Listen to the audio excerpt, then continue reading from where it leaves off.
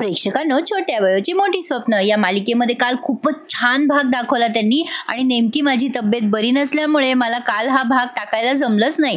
तर आता बयोने मंगळागौर जिंकून 11 लाख रुपयाची रक्कम या शुभमकरांच्या हातात दिली आहे, म्हणजे चेक दिलाय तिने. शुभमकर ते बघून खूप खुश होतात आणि अचंबित होतात. अगं, हे काय केलंस बयो, कुठून आणलेस एवढे पैसे? बयो म्हणते, बाबा तुमच्या आणि आईच्या आशीर्वादाने मला हे पैसे मिळाले. आता आपण रेवाचा उपचार अगदी सहज करू शकतो. आता एवढी रक्कम पुरेशी पडेल ना बाबा? आता ही शुभमकर म्हणतात, बाळा आज मला भारतीताईंची आठवण झाली. तू त्यांचे संस्कार विसरली नाहीस हा बाळा. आता ते खूप कौतुक करतात बयोचं आणि बयो म्हणते, बाबा आता एवढी रक्कम आपल्या रेवाच्या इलाजासाठी पुरेल ना? चालेल ना एवढी रक्कम? शुभमकर म्हणतात, अगं चालेल काय, धावेल. तर आता प्रेक्षकांनो, खूपच छान दाखवलंय पुढे त्यांनी. अजून ऍक्च्युली त्यांनी रविवारी मंगळागौरीचा भाग दाखवला, पण मी तुम्हाला तो देऊ शकले नाही कारण मला खरंच माहिती नव्हतं केव्हा आला काय, म्हणजे मी थोडीशी बिझी होते त्या दिवशी. एकच दिवस मिळतो ना सुट्टीचा. असो, तर आता या बयोने स्पर्धा जिंकली आहे हे महत्वाचं आहे. इरा या गौतमीला म्हणत असते, मम्मा बघ तू इथे बसली हातावर हात बसून, ती बयो जिंकून गेली ना स्पर्धा. गौतमी म्हणते, इरा अगं नको नको त्रास देऊ, आधीच माझं अंग दुखतंय, माझे पाय कणारलेत. ए रजा, अगं माझे पाय दाबशील का तू? आता इरा म्हणते, माझे पण पाय दुखताय ना. आता या गौतमीचे मंगळागौरीचे खेळ खेळून अंग दुखायला लागलंय. आता तेवढ्या तिथे बयो येते आणि ही इरा म्हणते, ही आहे ना आपली घरातली मोलकरीण, हिला सांग पाय दाबायला.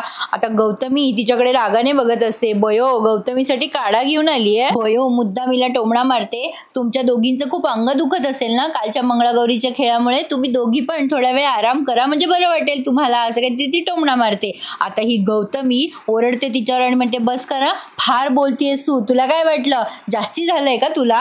एक स्पर्धा काय जिंकलीस तू? आमच्या डोक्यावर मिरा वाटशील का ग?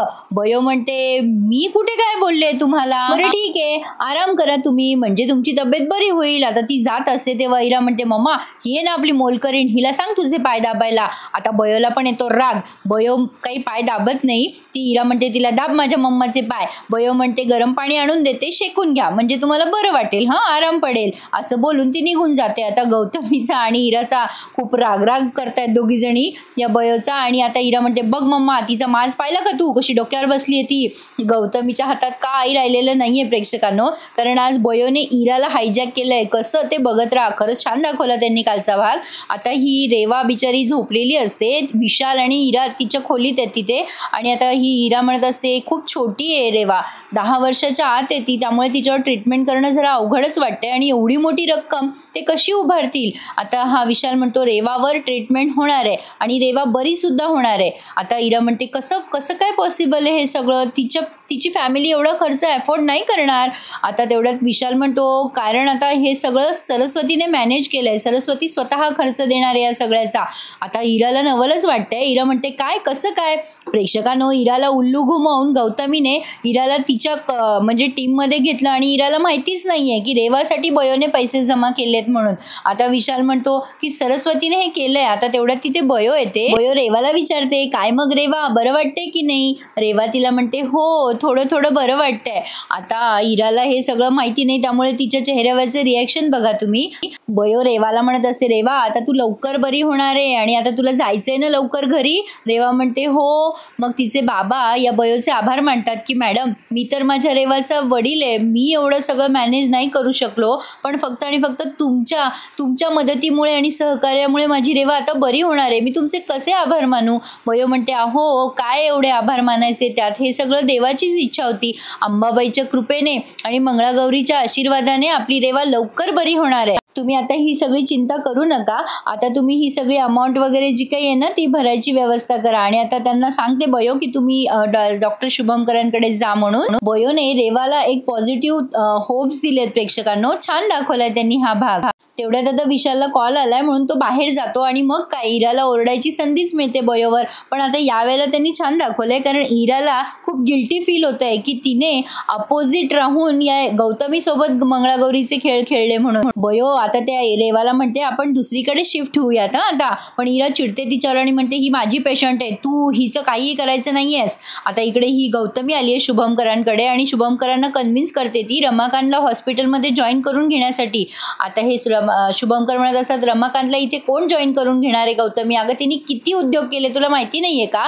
गौतमी म्हणते, अरे हो मला सगळं कबूल आहे, पण मला सांग त्या सुमनसाठी आपण करूच शकतो ना? असे ते रिकामे घरी बसतात, त्यांना पण तसं बरं वाटत नाही आणि त्यांच्या संसाराला थोडासा हातभार लागेल. शुभंकर म्हणतात, अगं पण गौतम म्हणते, शुभंकर हे बघ तू विचार कर शुभू, म्हणजे हे बघ आपण मोठे आहोत ना त्यांच्यापेक्षा, या गोष्टीचा विचार आपणच करायला हवा ना. गोड बोलून तिने कन्व्हिन्स केलंय शुभंकरांना. ते म्हणतात ठीक आहे बघतो मी काही करता आलं तर. आता गौतमी मनात विचार करते, कर बाबा कर, लवकर काहीतरी कर. तो रमाकांत इथे आला तर त्या बयोचे अपडेट्स मला व्यवस्थित मिळतील. तर आता प्रेक्षकांनो हिच्या मनातले मनसुबे काहीतरी वेगळेच आहे.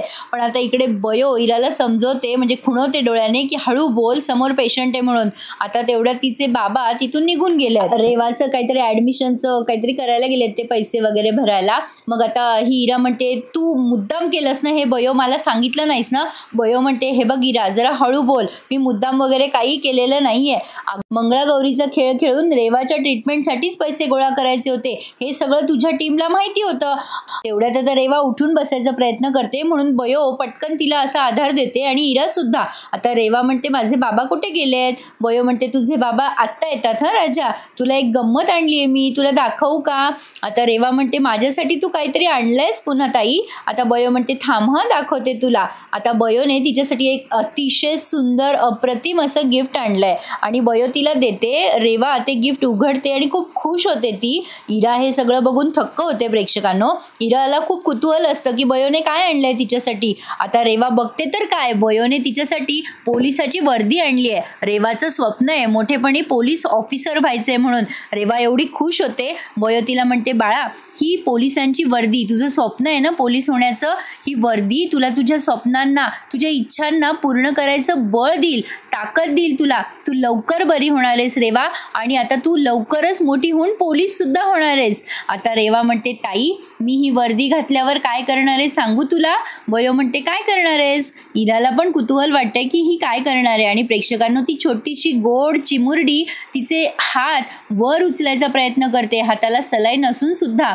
बयोचे डोळे पाणावलेत. तिने आता सल्यूट केलाय, ती वर्दी घातल्यावर सल्यूट करेल असं ती बयोला दाखवतीये. इतक्या गोड मुलीला वाचवून बयोने खूप पुण्याचं काम केलंय. बयो तिचे लाड करायला लागते आणि आता खूप भरून येते हिराला सुद्धा. आणि आता हिराला लक्षात येते काल मंगळागौरीचे खेळ खेळताना जे काही बयोने प्रयत्न केले ते फक्त आणि फक्त या रेवासाठी होते आणि तिला आता तिच्या वागणुकीवर खूप गिल्टी फील होत आहे. म्हणजे आपली हिरा मनाने खूप चांगली आहे प्रेक्षकांनो. आता हिराला खूप कसं तरी व्हायला लागतं. आता बयो तिला म्हणते, काय होतंय तुला? हिरा म्हणते, काही नाही. आता हिरा असं बोलून तिथून निघून जाते आणि बाहेर येऊन ती खूप रडायला लागते. रडण्यापेक्षा तिला ना स्वतःवरच राग यायला लागतो. आता बयो रेवाशी छान गप्पा मारत बसली आहे इथे. हिरा बाहेर जाऊन त्या रिसेप्शनिस्टच्या तिथे बसते आणि विचार करायला लागते की अरे देवा, हे मी काय करून बसले, मी माझ्याच पेशंटच्या अगेन्स्ट खेळणे, हे चुकीचं आहे. बयोने मला सांगितलं नाही मुद्दाम, तिला जाणून बुजून मोठेपणा मिरवायचा होता ना. आत्ता कुठे मी सगळीकडे चांगली वागायला लागली आहे, सगळ्यांच्या गुडबुक्समध्ये येते, हे बयोला सहन झालं नाही. तिने हे सगळं मुद्दाम केलं मला न सांगून. आता इकडे ही बयो विशालच्या रूममध्ये आली आणि त्याला सांगते की आपल्याला रेवाच्या पुढच्या ट्रीटमेंटचं बघावं लागेल. दुष्यंत सरांना आपण मेल करूयात आणि प्रॉपर परमिशन घेऊयात सगळ्या गोष्टींची. विशाल म्हणतो, हो चालेल. आता बयो म्हणते, सर माझ्या मनात एक विचार आला होता. विशाल म्हणतो, काय ग, कसला विचार आलाय?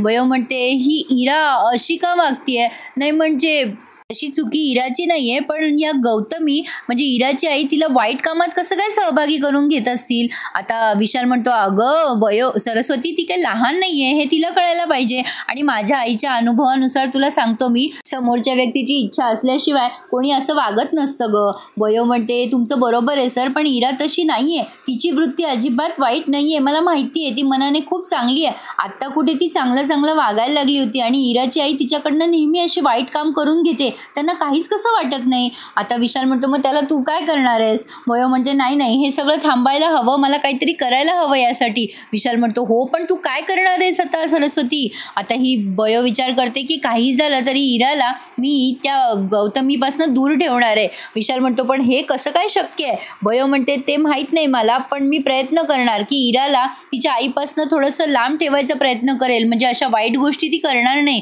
आता विशाल म्हणतो, तू म्हणतेस ते बरोबर आहे, पण हे करणं जरा अवघड आहे. बयो म्हणते, हो कळतंय मला, पण आपल्याला हे करावंच लागेल हिरासाठी. इराच्या चांगल्या भविष्यासाठी प्रेक्षकांनो काय वाटतं तुम्हाला, बयो हे करू शकेल काय? पण बयो खूप स्मार्ट आहे, तिने ना बरोबर मॅन्युप्युलेट केलंय आज इराला. आता काय झालंय ते पुढच्या सीनमध्ये बघा. इरा रडत असते आता, गौतमी तिथे नेमकी आलेली असते काहीतरी विचारायला. आता ती इराला बघून तिथे नवलच वाटतं तिला. ती म्हणते, इरा अगं काय झालं, तू का रडतीयेस? त्या बयोने स्पर्धा जिंकली म्हणून का? अगं जाऊ दे, तू नको टेन्शन घेऊ, आपण पुन्हा प्लॅनिंग करू ना काहीतरी तिला हरवण्याचा. आणि ती किती लालची पोरगी आहे तुला माहिती नाही का, असे लोक कसे वागतात पैशासाठी. आता इरा खूप चिडते जोरात आणि म्हणते, मम्मा तू अशी का वागलीस माझ्याशी? गौतमी म्हणते, अगं हळू बोल ना जरा इरा, सगळेजण ऐकताय आणि काय केलंय मी, अशी का बोलतेस तू माझ्याशी? इरा म्हणते, मम्मा तुला माहिती होतं का, बयोने ते पैसे स्वतःसाठी वापरलेले नाही आहेत, ते तिने त्या कॅन्सर पेशंटसाठी वापरलेत पैसे. गौतमी म्हणते, काय बोलतेस तू इरा? इरा म्हणते, हो ते पैसे तिने स्वतःसाठी नाही वापरलेत. गौतमी म्हणते, अगं हो पण हे तुला कोण बोललं? इरा म्हणते, अगं मी स्वतः बघितलंय, सकाळी तिने सगळी अमाऊंट बाबांकडे दिली आहे. आता ती त्या सगळ्या अमाऊंटमधून त्या रेवाचा खर्च करणार आहे कॅन्सरच्या ट्रीटमेंटचा. गौतमीला आता नवल वाटतंय आणि बयोने या दोघींचं बोलणं ऐकलंय. बयो म्हणते, काय मग इराची आई, तुम्हाला माहिती नव्हतं मी हे सगळे पैसे या रेवासाठी वापरणार होते म्हणून? काय हो, किती खोटं बोलताल तुम्ही, हे मुद्दाम केलं आणि इराला जबरदस्ती तुमच्या टीममध्ये खेळायला लावलं. इरा कसं काय तुला माहिती नव्हतं ग हे सगळं? मला वाटलं तुम्ही हे सगळं इराला सांगितलं असेल. बयोने मुद्दाम हा ड्रामा रचलाय बरं का गौतमी समोर. पुन्हा बयो या गौतमीला म्हणते कशी, काय इराची आई, तुम्ही इराला सांगायला हवं होतं. इरा अगं तू तुझ्याच पेशंटच्या, आता अशी अर्धवट बोलते. आता ही इरा चिडते खूप गौतमीवर आणि म्हणते, मम्मा तू हे अतिशय वाईट केलेलं आहे, शेम ऑन यू मम्मा, तू असं करायला नको होतंस. तू मला माझ्याच पेशंटच्या विरुद्ध तिथे हे खेळ खेळायला लावले. बयो म्हणते, खरं तर इरा तू आमच्याकडनं खेळ खेळायला हवे होतेस. काय खरंच इरा, काय तू पण. आता ती असं मुद्दाम बोलतीये हे गौतमीच्या लक्षात आलंय. आता गौतमी बयोकडे रागाने बघत असते. आता इरा चिडते गौतमीवर आणि म्हणते, मम्मा मी तुझ्याशी असं आता कधीच बोलणार नाहीये, तू हे सगळं मुद्दाम केलंस ना मम्मा, तू मला सांगितलं नाहीस की हे सगळं बयो का करतीये म्हणून. मी तुझ्याशी बोलणार नाही, हिने तर मुद्दाम केलंच, पण तुझ्याकडनं मला अशी अपेक्षा नव्हती. आता गौतमी तिला म्हणत असते, अगं नाही ग इरा, मला माहिती नव्हतं, अगं ऐकून तरी घे माझं. इरा आता तनतन करत घरी निघून जाते आणि गौतमी बयोकडे रागाने बघते आणि बयो गौतमीकडे. आणि हा भाग इथेच पूर्ण झालाय. आता ही पुढे गौतमी बयोला धमकवते घरी गेल्यावर, तू माझ्या इराला माझ्या विरुद्ध भडकवलंयस, ती माझ्याशी बोलायला तयार नाहीये तुझ्यामुळे. आता ही बयो म्हणते, हो मी हे मुद्दाम केलंय, इराला मी तुमच्या वाईट प्रवृत्तीपासून लांब ठेवणार आहे. आता गौतमी म्हणते, खबरदार जर माझ्या इराला माझ्यापासून लांब ठेवायचा प्रयत्न केलास तर नाही तर गाठ माझ्याशी. प्रेक्षकांनो काल रात्री टाकायला जमला नाही भाग, तर आज टाकलाय. कसा वाटला मला कमेंट करून कळवा आणि आपल्या चॅनलला नेहमीप्रमाणे लाईक, शेअर आणि सबस्क्राईब करायला प्लीज विसरू नका. धन्यवाद.